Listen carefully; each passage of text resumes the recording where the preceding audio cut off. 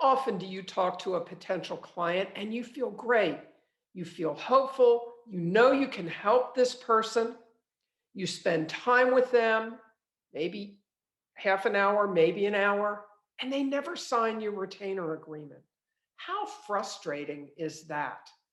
This is a common reason that women lawyers in solo practice struggle in their practice because they're giving away time to people who will never become clients. Hi, I'm Sharon Christie, founder and CEO of Bold Women Lawyers. I've been a lawyer for a long time. I've had a solo practice of my own for over 15 years. And when you follow this video series, you'll see that I'll be dropping weekly practice tips to help you build and grow a thriving solo practice. Now, let's talk about the reasons why you're not getting hired, even after you spend time with a potential client. If you've seen any of my videos, you'll know that one problem is that you're not marketing to your BPC, your best potential client. If you haven't seen that video, you can go to boldwomenlawyers.com right now and view it. But that's one problem you may be having. You're marketing to the wrong people.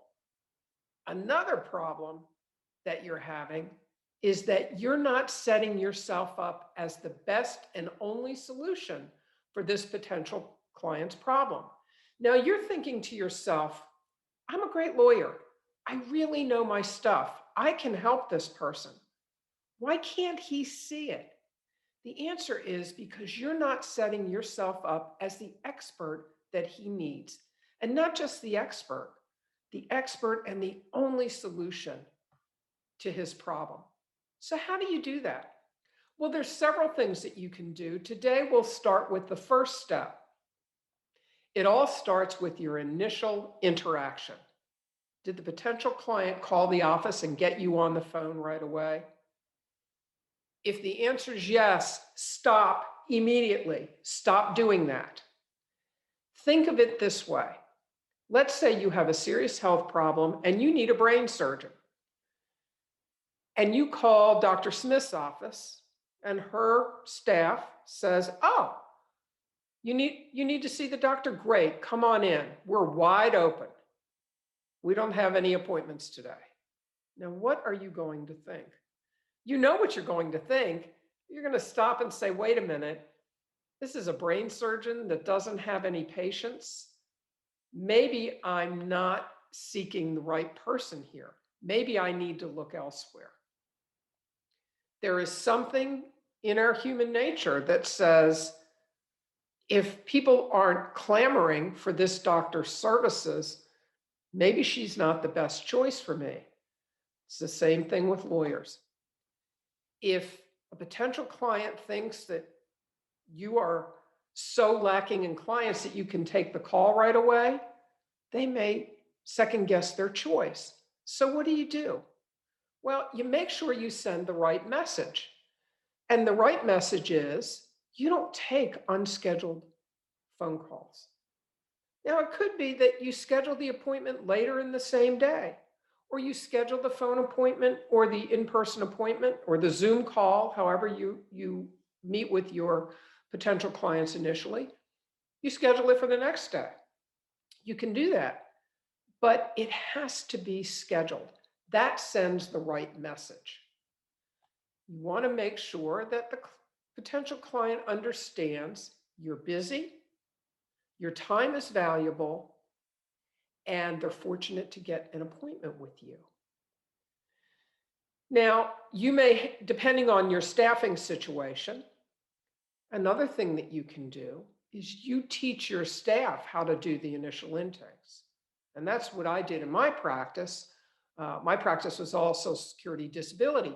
And so I teach my staff how to do the initial intake, what it is we're looking for, what's a good case and what's not a good case. And then once I give them the authority to make that call, then the initial interaction isn't even with me. And the initial interaction with me may be down the road quite a bit, depending on the circumstances of each case.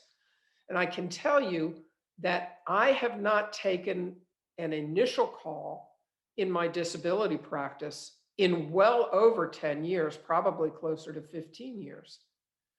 It's a decision I never regretted. I've never looked back because I taught my staff what they needed to know to decide whether it was a case that was going to be a good fit for us or not. And I only saw my practice grow and be able to develop a steady stream of great clients. So this is one step you can take today to help building your own steady stream of great clients. Stop taking unscheduled phone calls. Only do it by appointment. And if you have the staff, teach your staff how to do your intakes. Now, there are several key factors to developing a thriving solo practice. If you are ready and willing to put in the time to develop a thriving 6-figure plus solo practice without sacrificing your sanity, go to boldwomenlawyers.com and download my solo practice success guide. You'll learn a lot by reading the guide.